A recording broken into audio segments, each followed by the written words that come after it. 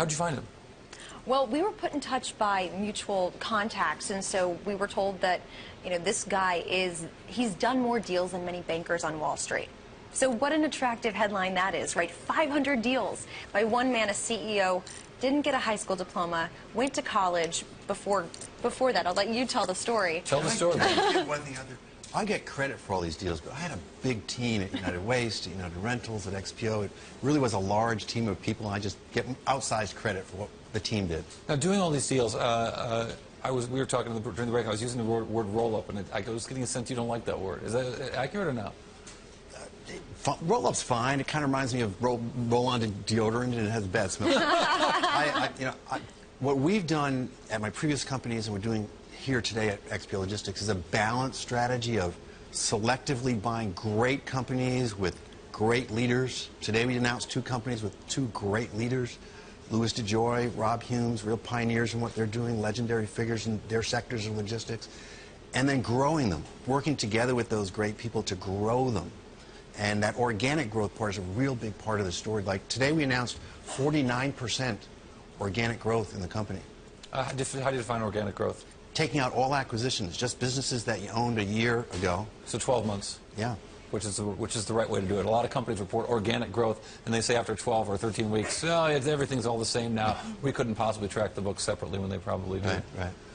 When you're doing, why the bankers thing? Do you found them through bankers? So no, what's interesting about Brad is he doesn't use bankers. He uses them in financing, but not in M&A advice because he doesn't need them. He has people on staff who used to be bankers. All of it is done in-house. Brad is the one at the negotiating table, sitting down with these CEOs and getting a sense of what they want to do. He knows the type of people that he can best integrate into his business, and that's worked in his favor. He's been successful in doing that. You can see the share price of his companies that have been part of this roll-up strategy have done incredibly well. Brad, what's the matter with bankers? I love bankers. We use bankers all the time for financing, for capital, right, and for debt, and once in a while for equity. So, do you end up saving money by doing a lot of the work in-house? It's not so much trying to save money. It's really we have our own in-house expertise. So John Hardig is our CFO.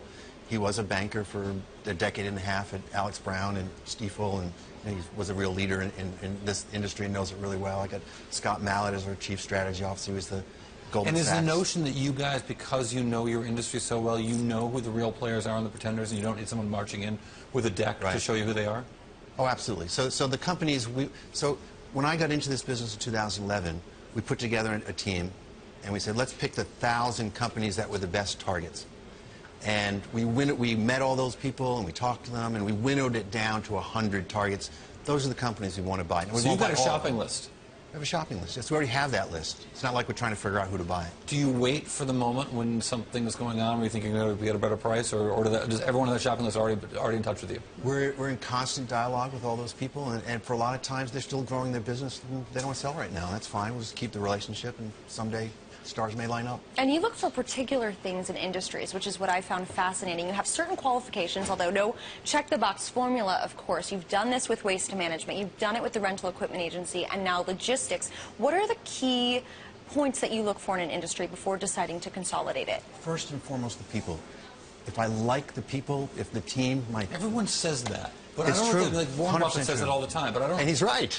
So how do you judge that? I mean, is it really simply... It's subjective. People you like and you can tell? Yeah, like, you meet someone, you spend some time with them, you get along, you trust them, you respect them, there's mutual chemistry. That's a good sign. So you say that's first and foremost. What else?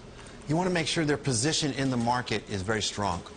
So we generally don't buy fixer-uppers. We generally buy companies that are strong and can grow on that strength with access to more capital, access to more back office, access to what we bring to the table. And after you finished with United Rentals, you looked for other industries. You stumbled upon logistics, but what was it about logistics that really made you excited and made it seem like something that you could really accomplish? So I was looking for something big, because I had already started 4 companies and built them up to billion or multi-billion-dollar sizes, and I didn't want to go backwards. So I had to look at industries that were big swaths of GDP, so government and defense, education, healthcare, and transportation, the big chunks.